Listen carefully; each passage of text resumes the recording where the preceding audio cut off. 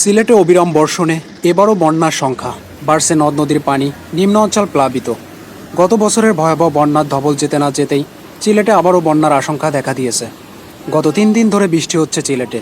এই বৃষ্টি আরও 15 দিন অব্যাহত থাকবে বলে জানা গেছে। এছাড়া ব্যাপক বৃষ্টি হচ্ছে সিলেটের উজানে ভারতের মেঘালয় রাজ্যে। ফলে ঢল নামছে। ঢলার বৃষ্টি সিলেটের নদ নদীর পানি বেড়েই চলেছে। পানি বিপদসীমা ছুঁই করছে। ঢলার বৃষ্টি অব্যাহত থাকলে চলতি সপ্তাহেই মারাত্মক ধরনের বন্যা হতে পারে বলে আশঙ্কা করা হয়েছে। এদিকে ঢলে ইতিমধ্যেই সিলেটের নিম্ন অঞ্চল প্লাবিত এবং বিভিন্ন হাওরে পানি ঢুকতে শুরু করেছে।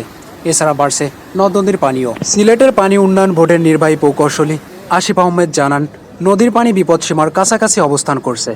সামান্য বাড়লেই তা অতিক্রম করবে। তিনি আরও জানান, একই সাথে হাওর ও নিম্ন অঞ্চলের পানি প্রবেশ করছে। এদিকে সিলেটের জেলা প্রশাসক জানিয়েছেন, সম্ভাব্য বন্যা মোকাবেলার প্রস্তুতি নেওয়া হচ্ছে এবং ঝুঁকিপূর্ণ এলাকাগুলো চিহ্নিত করে সেখানকার লোকজনদের নিরাপদে রাখার ব্যবস্থা করা হচ্ছে।